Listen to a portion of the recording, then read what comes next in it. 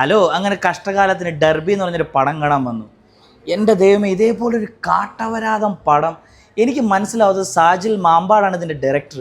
നിങ്ങൾക്ക് എങ്ങനെ ഇത് തോന്നും നിങ്ങളുടെ ഒരു ഊള പടങ്ങളൊക്കെ എടുക്കാൻ? എനിക്ക് മനസ്സിലാവുന്നില്ല. One of the worst Malayalam movie of 2026 ആവും ഈ ഡർബി. പടത്തിൻ്റെ ഇൻ്റർവെല്ലിന് ഞാനിവിടെ താഴെ ഫുഡ് കോർട്ടിൽ വന്നിട്ട് ബർഗർ കിങ് വാങ്ങിച്ച് കഴിക്കാൻ പോവുകയാണ്.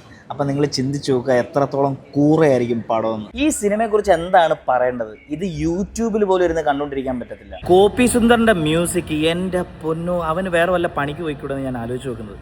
അതിലൊരു പാട്ട് കൊള്ളാം, ബാക്കി എല്ലാം തല്ലിപ്പൊളി പാട്ടും തല്ലിപ്പൊളി ബാക്ക്ഗ്രൗണ്ട് സ്കോറും. പടത്തിന്റെ ക്യാരക്ടേഴ്സിനെ കുറിച്ച് പറയുവാണെങ്കിൽ എന്ത് ക്യാരക്ടേഴ്സ് അതിനകത്തുള്ളത്? പടത്തിന്റെ ഡയറക്ടറിന് ഒരു വിഷൻ ഇല്ലെങ്കിൽ പിന്നെ പടം എങ്ങനെയായിരിക്കും?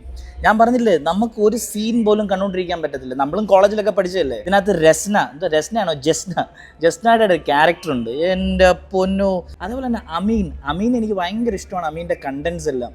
പക്ഷേ